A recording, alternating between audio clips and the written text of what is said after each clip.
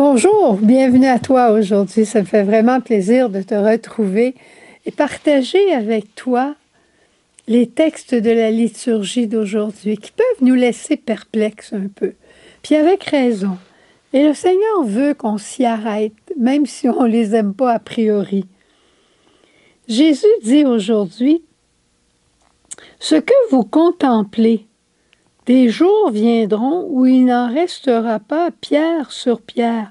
Tout sera détruit. » Drôle de question. Prenez garde de ne pas vous laisser égarer. On admire des grandes cathédrales. On admire des grands châteaux. Une belle maison qui vient d'être construite. Mais ça dure le temps que ça dure. Et présentement, dans notre monde, il y a beaucoup de choses qui nous menacent. Que ce soit tous les phénomènes de la nature, les phénomènes écologiques, les glissements de terrain, les tempêtes, tout ça, ça nous menace. La guerre, ça nous menace. On dirait des fois que ça s'approche trop proche. Les drames de famille, il y en a au coin de la rue. On est menacé. Et pourtant, Dieu est là. Qu'est-ce qui me le dit? C'est ma foi. Et cette foi-là, elle est appuyée sur mon espérance que Dieu viendra toujours à notre secours. Et cette espérance-là me donne le courage de bâtir un monde nouveau. Cette espérance, on la partage ensemble. On la partage au Message Lumière. Puis en passant, si tu veux partager le Message Lumière à tes amis, c'est une bonne action que tu peux faire. Parce qu'il y a beaucoup de personnes qui ont peur ces temps-ci. Et pourtant, Dieu est là. Mais après avoir écouté les nouvelles, il faut regarder plus haut. Père, tu es là. Tu veilles sur nous. Montre-nous que tu es là. Interviens en notre faveur. Fais quelque chose pour les personnes. Et je suis certaine que même si je ne le vois pas, tu sauves des personnes présentement à cause de ma prière. Avoir cette foi ancrée en Dieu que rien n'ébranle. C'est extraordinaire. Bâtir un monde nouveau, c'est un peu comme je te parlais hier, en te donnant ces exemples. Au lieu de vouloir toujours avoir plus pour soi, mais vivre de la joie de donner, de se livrer. Le plus grand héritage qu'une personne peut laisser, c'est la sainteté. C'est vrai. Pense aux personnes qui te sont chères, qui sont décédées. Qu'est-ce qu'elles t'ont laissé? Des cadeaux? Une voiture? Des maisons? Leur tapis de Turquie? Je pense pas. Moi, j'avais une marraine que j'ai beaucoup, beaucoup aimée, Tante Carmen. Elle a dû me donner des cadeaux à ma fête puis à Noël parce qu'elle était ma marraine et c'était de coutume de faire ça. Mais ce que je me souviens d'elle, c'est que chaque fois que j'arrivais chez elle, c'était comme j'étais la princesse bien-aimée de son cœur. Elle avait du temps pour jouer aux cartes avec moi. J'avais 8 ans, 9 ans, 10 ans. Elle prenait du temps, elle me parlait, elle m'écoutait. Quand j'avais 12 ans, 13 ans, des fois le dimanche, je ne savais pas quoi faire.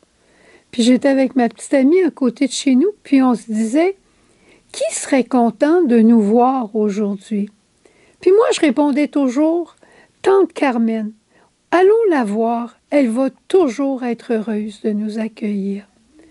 Et bien plus tard, ce que je disais, c'est quand je serai vieille, je veux être bonne comme Tante Carmen. Sa bonté m'avait séduite.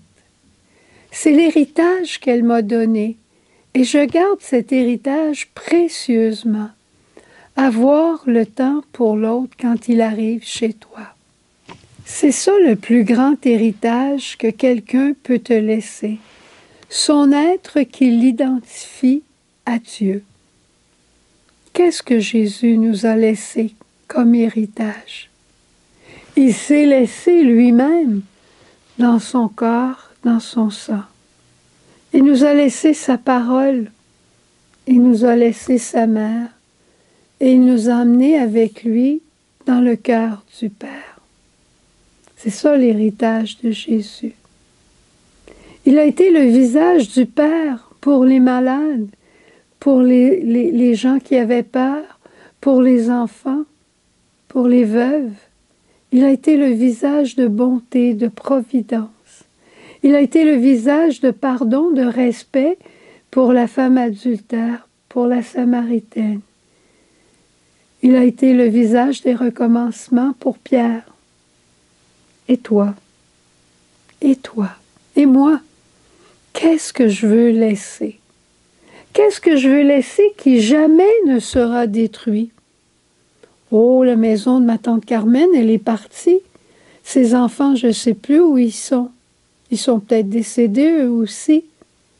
Mais ma tante Carmen, elle est toujours vivante dans mon cœur parce qu'elle me rappelle l'importance de l'accueil, de prendre du temps avec l'autre.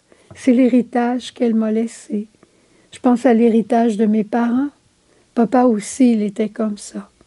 Il avait toujours du temps pour jouer avec moi.